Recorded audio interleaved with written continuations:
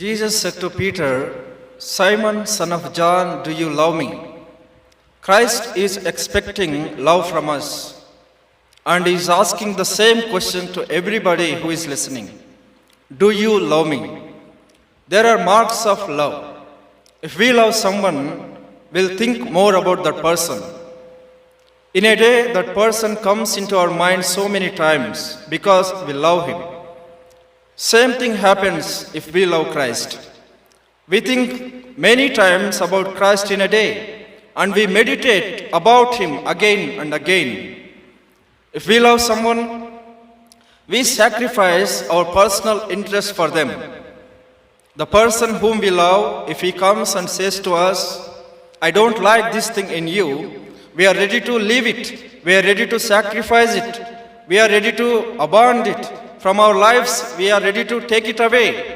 If we love Christ, if Christ comes and says to us, "I don't like this thing in your life," and we are ready to sacrifice that thing for Christ.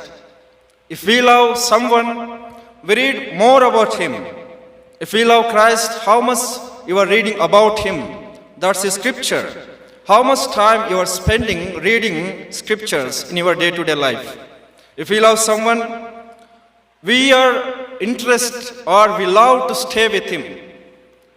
Even though there are hundreds of people around us, we get bored if that person is not there with us.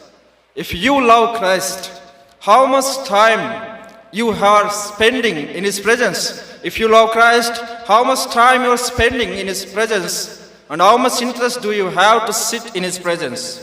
If we love someone, we'll wait for him. If we love Christ, we'll be waiting for him. He's coming again, and we'll be looking forward for his day of coming.